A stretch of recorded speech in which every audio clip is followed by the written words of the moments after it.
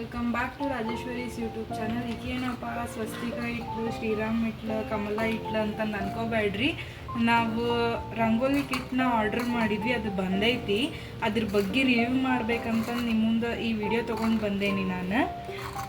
Actually ಇವು rangoli kit 12 types of ಬರ್ತಾವ. ಅವು 12 ಟೈಪ್ಸ್. ಇವಾಗಿನ ಜನ್ರೇಷನ್ದವರಿಗೆ ರಂಗೋಲಿ ಎಲ್ಲ ಹಾಕಕ್ಕೆ ಬರೋಂಗಿಲ್ಲ ಆದಷ್ಟು, ಹಾಗಾಗಿ ರೆಡಿಮೇಡಾಗಿ ಮಾಡಿಬಿಟ್ಟಾರ ಎಲ್ಲರೂ. ಯಾರಿಗೆ ಬರೋಂಗಿಲ್ಲ ಈ ಕಿಟ್ ಭಾಳ ಉಪಯೋಗ ಇರ್ತೈತೆ ನೋಡ್ರಿ.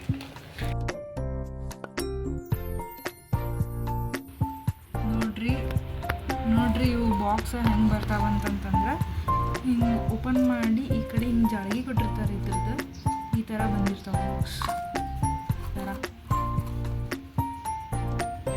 ನಿಮ್ಗೇನಾದರೂ ಈ ಪ್ರಾಡಕ್ಟ್ ಬೇಕು ಅಂತಂತಂದರೆ ಲಿಂಕ್ ಅಂತ ಕಮೆಂಟ್ ಮಾಡಿ. ಬರ್ರಿ ಈಗ ಈ ಹೂವು ಡಿಸೈನ್ ಹಾಕಿ ನೋಡೋಣ ಹೆಂಗೆ ಬರ್ತೈತಿ ಅಂತ ನೋಡೋಣ. ಸ್ವಲ್ಪ ಜೋರಾಗಿ ಟ್ಯಾಪ್ ಮಾಡಿ ಹಾಕ್ರಿ, ನೀಟಾಗಿ ಬರ್ತೈತಿ ಈ ಥರ ಹೂವು. ನೋಡ್ರಿ ಎಷ್ಟು ಚಂದ ಕಾಣಕತ್ತೈತಿ ಅಲ್ಲ. ಈಗ ನೋಡ್ರಿ ಬರ್ರಿ ಲಕ್ಷ್ಮೀ ಪಾದ ಹಾಕೋಣಂತ ಇದು ಹೆಂಗೆ ಬರ್ತೈತೆ ಅಂತ ತೋರಿಸ್ತೇನೆ ನಿಮಗೆ. ಇದೂ ಸೇಮ್ ರೀ, ಹಂಗೆ ಸ್ವಲ್ಪ ಜೋರಾಗಿ ಟ್ಯಾಪ್ ಮಾಡಿರಿ, ಎಷ್ಟು ಚಂದ ಬರ್ತೈತೆ ನೋಡ್ರಿ. ಎಷ್ಟು ಚಂದ ಬಂದೈತೆ ನೋಡ್ರಿ ಲಕ್ಷ್ಮೀ ಪಾದ. ಅರ್ಜೆಂಟ್ನಾಗ ಹಾಕಕ್ಕೆ ಚಲೋ ನೋಡ್ರಿ ರಂಗೋಲಿ. ಇದು ಕಮಲ ಹೆಂಗೆ ಬರುತ್ತಂತ ನೋಡೋಣ ಬರ್ರಿ. ನೋಡ್ರಿ ಎಷ್ಟು ಚಂದ ಬಂತು ಕಮಲ. ನೆಕ್ಸ್ಟ್ ಈ ಡಿಸೈನ್ ಹಾಕೊಂಡ್ಬರ್ರಿ. ರಂಗೋಲಿದ ಇತಿಹಾಸ ತಿಳ್ಕೊಳ್ಳೋಣ ಬರ್ರಿ. ಇವನ್ನ ಹಾಕೊಂತನ ರಂಗೋಲಿ ಭಾರತದ ಪ್ರಾಚೀನ ಸಾಂಸ್ಕೃತಿಕ ಪರಂಪರೆಯ ಒಂದು ಭಾಗವಾಗೈತ್ರಿ. ರಂಗೋಲಿಗೆ ಒಂದೊಂದು ಕಡೆ ಒಂದೊಂದು ಥರ ಹೆಸರು ಇಡ್ತಾರ. ಅದ್ರಾಗ ಚಿತಾಲಿ, ಸಂಜೆ ಪೊಟ್ಟೆ, ಮೂಗು, ಅರ್ಪಣ, ಅಲ್ಪನ ಇಂಥವ ಹಲವಾರು ಹೆಸರ್ಲಿಂದ ಕರೀತಾರ್ರಿ.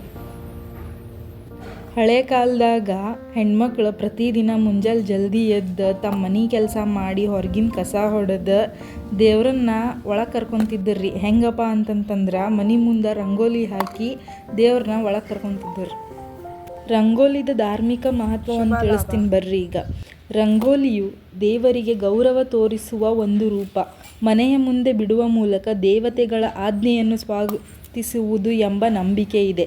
ಹಬ್ಬದ ದಿನಗಳಲ್ಲಿ, ವಿಶೇಷ ಪೂಜಾ ಸಂದರ್ಭಗಳಲ್ಲಿ ಈ ರಂಗೋಲಿಗೆ ವಿಶೇಷ ಮಹತ್ವವಿದೆ.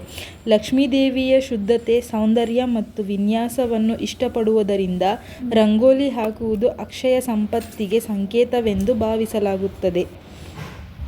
ಈ ವಿಡಿಯೋ ನಿಮಗೆ ಇಷ್ಟ ಆಗಿದ್ರೆ ಲೈಕ್ ಮಾಡಿ, ಶೇರ್ ಮಾಡಿರಿ, ಕಮೆಂಟ್ ಮಾಡಿರಿ, ಹಾಗೆ ಸಪೋರ್ಟ್ ಮಾಡಿರಿ ಪ್ಲೀಸ್.